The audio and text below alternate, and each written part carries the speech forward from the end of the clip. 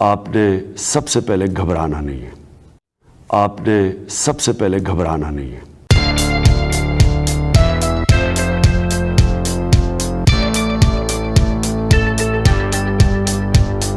Stock home international peace research institute بڑا معروف اور مشہور تھنک ٹینک ہے سویڈن کا، اور اس کا بنیادی فوکس ہوتا ہے arms control, disarmament, conflict resolution, defence expenditure and so on and so forth.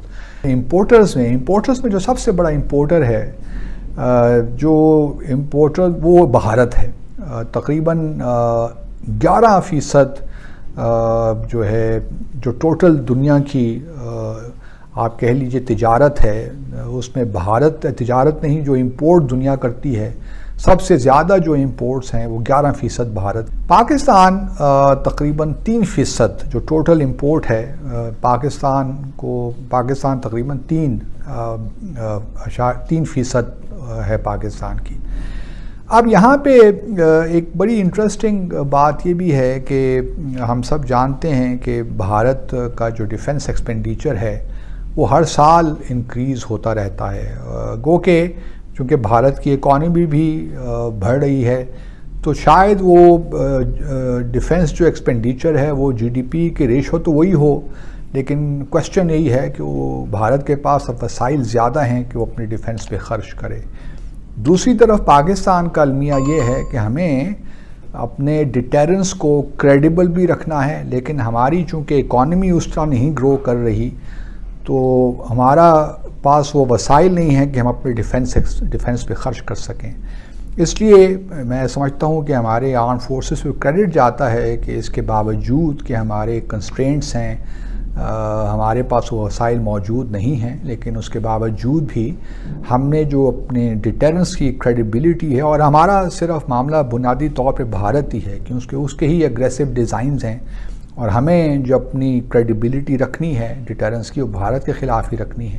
ابھی آج کی خبر ہے کہ جو بجٹ پیش کیا گیا تھا اس میں تقریباً 72 بلین روپے جو ڈیفنس کی دفاعی مد میں رکھے گئے تھے وہ اب کاٹ دیے گئے ہیں، اور یہ آئی ایم ایف کا پریشر تھا کہ یہ آپ اس کو ڈیفنس ایکسپینڈیچر کو کم کیجئے.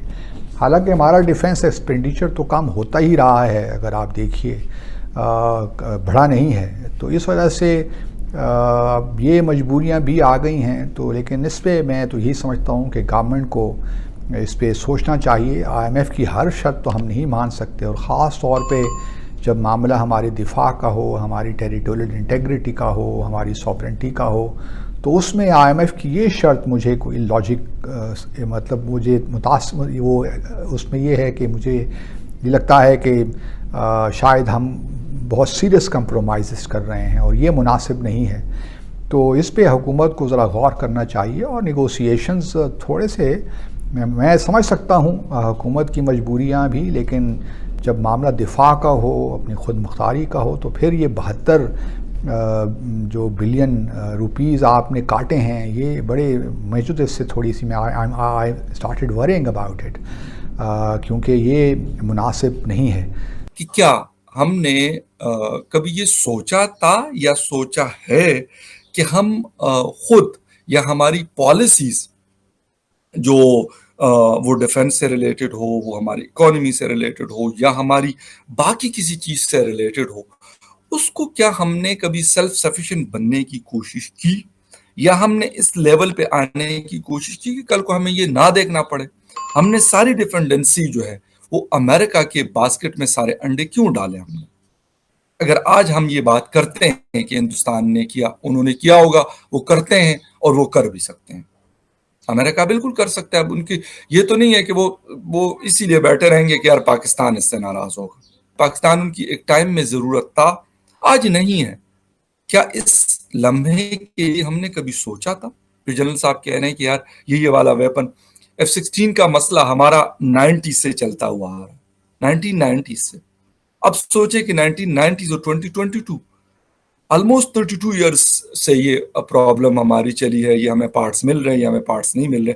اس وقت تو ہندوستان کے ساتھ شاید اتنے تعلقات نہیں تھے امریکہ کے، ایک حد تک تھے.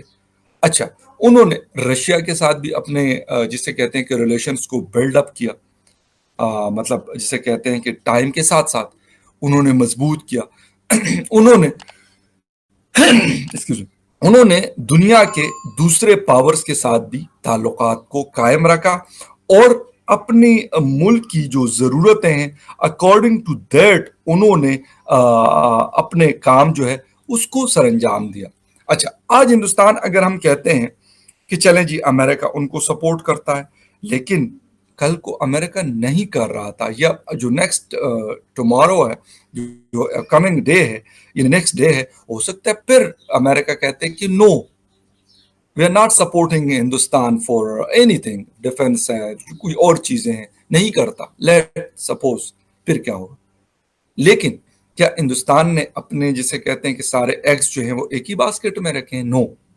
ہم نے کبھی لاسٹ 75 ایئرز میں یہ کبھی سوچا کہ ہم نے اپنی نیشنل سیکیورٹی کی پالیسی کس پہ بیس کرنی ہے؟